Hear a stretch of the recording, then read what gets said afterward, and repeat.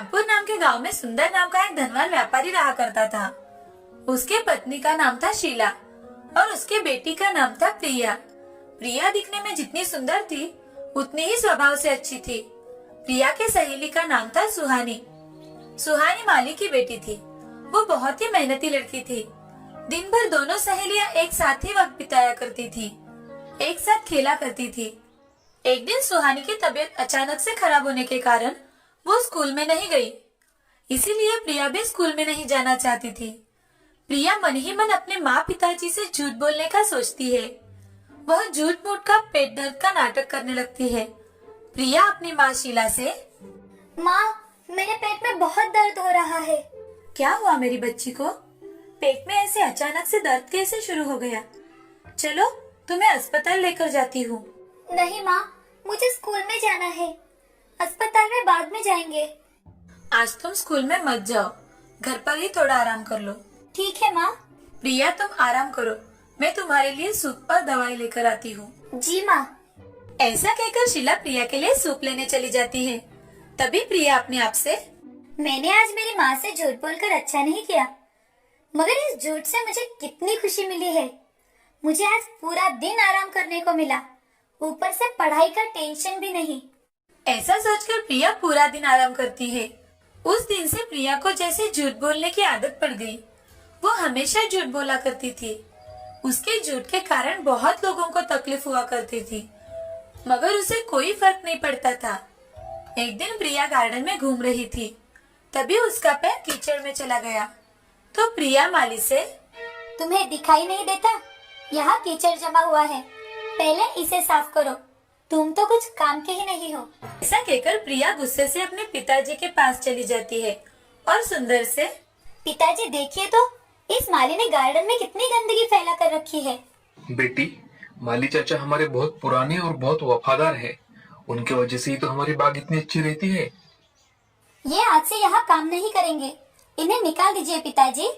प्रिया की बातें सुनकर सुंदर बहुत दुखी होता है, क्योंकि माली उनके बहुत पुराने और वफादार नौकर थे। तभी सुंदर माली से, माली चाचा, आज से आप हमारे खेतों का काम देख लीजिए, बाग का काम कोई और देख लेगा। जैसा आप कहे मालिक। ऐसा कहकर माली वहाँ से चला जाता है।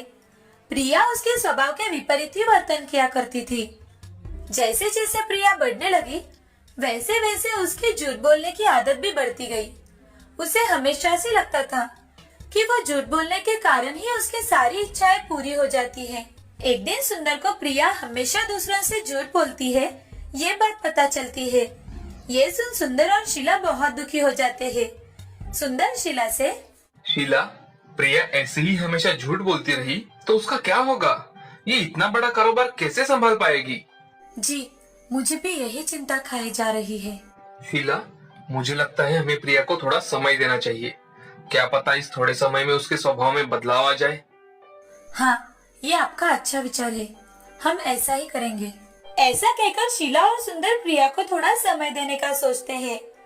ऐसे ही कुछ वक्त बीत जाता है, मगर प्रिया के स्वभाव में थोड़ा भी परिवर्तन नहीं आता।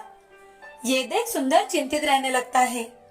तभी वो एक फैसला लेता है और अपने खास आदमियों को बुलाकर उनसे, मेरे साथियों, मेरा कारोबार बहुत बड़ा है, ये सब आप जानते हैं, और मुझे अब ये संभालने के लिए कोई नौजवान चाहिए, और मैं ये चाहता हूँ कि वो नौजवान आप में से ही हो।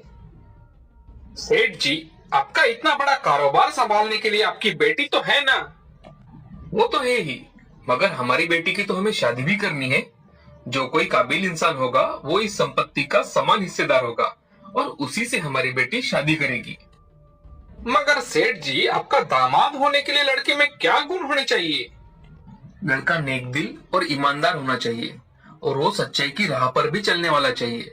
जब भी मुझे कोई ऐसा लड़का लगा, मैं उसी से मेरी बेटी की शादी करवा दूंगा।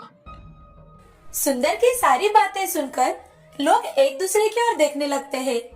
तभी उनमें से 5 नौजवान सामने आ जाते हैं और वो 5 नौजवान सुंदर से, हमें आपकी शर्त मंजूर है। आपको अगर शर्त मंजूर है तो ठीक है, आपकी सच्चाई और ईमानदारी ही आपको आगे लेकर जाएगी। ऐसा कहकर सुंदर वहाँ से चला जाता है। कुछ दिन बीत जाने के बाद वो पांचों नौजवानों को बुलवाता है और सबका काम देखकर उनमें से शिवा को रुकने के लिए कहता है। तभी सुंदर शिवा से, शिवा, मैं तुम पर बहुत बड़ी जिम्मेदारी डालने वाला हूँ। कौन सी जिम्मेदारी सेठ जी? शिवा, मेरी बेटी प्रिया बहुत ही अच्छी और साफ दिल की है, मगर उसे बचपन से ही झूठ बोलने की आदत है। अगर तुम उसकी ये आदत छुड़ा सके तो मैं तुरंत तुम्हारी शादी प्रिया से कर दूंगा। सेठ जी, मैं प्रिया की झूठ बोलने की आदत कैसे छुड़ा पाऊंगा? मुझे तो कुछ समझ में नहीं आ रहा। शिवा, ये कार्य तुम एक चुनौती समझ कर ले लो। सेठ जी, मुझे सोचने के लिए एक दिन का वक्त दीजिए। ठीक है शिवा, मैं तुम्हें एक दिन का समय देता हूँ। धन्यवाद सेठ जी। शिवा पैसों से गरीब था, लेकिन बहुत ही ज्यादा होशियार था। उसकी होशियारी और सूझबूझ की वजह से ही उसे एक बड़ा स्थान मिला था। सेठ जी की सारी बातें सोचते सोचते शिवा घर की ओर जाता है। तभी उसे रास्ते में एक साधु बाबा पेड़ के नीचे बैठे दिखाई देते हैं। शिवा बाबा के पास जाकर, प्रणाम बाबा। कल्याण भववत्स, तुम चिंता में दिखाई दे रहे हो, कोई समस्या है? बाबा, मैं यहाँ एक बड़े सेठ जी के यहाँ काम करता हूँ। उन्होंने लोगों की काबिलियत पर ही उन्हें काम दिया है और अब सेठ जी चाहते हैं कि उनकी बेटी की शादी हो जाए, लेकिन उनको लड़का सच्चाई की राह पर चलने वाला चाहिए।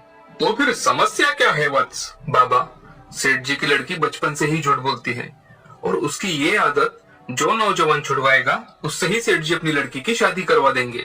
साधु बाबा अपनी आंखें बंद करके मंत्र का पठन करते हैं और थोड़ी ही देर बाद आँख खोलते हैं। वो शिवा से, शिवा, ये लो, ये सच्चाई के झरने का जल है। ये जल बहुत ही अद्भुत है। ये जल तुम सेठ जी की लड़की को पिलाओ, वो आजीवन कभी भी झूठ नहीं बोलेगी। धन्यवाद बाबा। साधु बाबा शिवा के हाथों में कमंडलू रख देते हैं। शिवा साधु बाबा का आशीर्वाद लेकर वहाँ से चला जाता है। अगले ही दिन शिवा सुंदर सेठ जी के यहाँ जाता है और सेठ जी से, सेठ जी, मुझे प्रिया से बात करनी है। ठीक है शिवा, तुम जाओ और प्रिया से मिलकर आओ।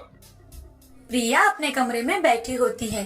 तभी शिवा उसके पास जाकर, प्रिया जी नमस्ते, मैं शिवा हूँ, मुझे आपसे कुछ बात करनी है। हाँ कहिए। आपके पिताजी ने मुझे बताया कि आप हमेशा झूठ बोलती हैं, क्या ये सच है? नहीं, मैं कभी भी झूठ नहीं बोलती। प्रिया जी, आप तो अभी भी झूठ बोल रही है। एक झूठ छुपाने के लिए इंसान को बहुत झूठ बोलने पड़ते हैं। शिवा प्रिया को सच्चाई के झरने का जल देता है और उनसे, अच्छा प्रिया जी, अगर मैंने दिया हुआ जल अगर आपने पी लिया तो आप आजीवन झूठ नहीं बोल सकती। ऐसा कभी होता है क्या? ये सब झूठ होता है। नहीं, ये बिल्कुल सच है, आप इसे पीकर देखिए। अच्छा ठीक है। ऐसा कहकर प्रिया सच्चाई के झरने का जल पी लेती है और शिवा से, देखो कुछ हुआ है क्या? मैं कभी भी झूठ नहीं बोलती। शिवा प्रिया की बातें सुन अचरज में पड़ जाता है और प्रिया से, आपने बचपन में कब कब झूठ बोला है? हाँ, मैं हमेशा झूठ बोलती थी, मगर आज से बिल्कुल झूठ नहीं बोलूंगी। ऐसा कहते ही शिवा बहुत खुश हो जाता है और सेठ जी से आकर, सेठ जी, आज से प्रिया जिंदगी भर कभी भी झूठ नहीं बोलेगी। अरे ऐसा क्या हुआ कि मेरी बेटी तुमसे बात करने के बाद झूठ नहीं बोलेगी? शिवा सुंदर जी को सारी सच्चाई बताता है। यह सुन सुंदर को बड़ा ही आश्चर्य हो जाता है। वो बहुत खुश होता है। तभी सुंदर शिवा से, सच में शिवा, तुमने बहुत बड़ा कार्य करके दिखाया है, मैं बहुत खुश हूँ। और सुंदर शिवा को गले लगा लेता है और उसका दिल से धन्यवाद भी देता है। कुछ ही दिनों बाद सुंदर अपने कहे अनुसार शिवा और प्रिया की शादी बड़े धूमधाम से कर देता है। सुंदर अपना सारा कारोबार शिवा को सौंप देता है और प्रिया भी उसमें मदद कर देती है। दोनों भी तरक्की करते हैं। जब से प्रिया ने सच्चाई का जल पिया, तब से वो कभी भी झूठ नहीं बोल पाई। इस कहानी से हमें ये सीख मिलती है कि जिंदगी में चाहे जितनी भी कठिनाई आए, हमें झूठ नहीं बोलना चाहिए। एक झूठ हमेशा 100 झूठ बोलने के लिए मजबूर कर देता है। हमेशा सच ही बोलना चाहिए।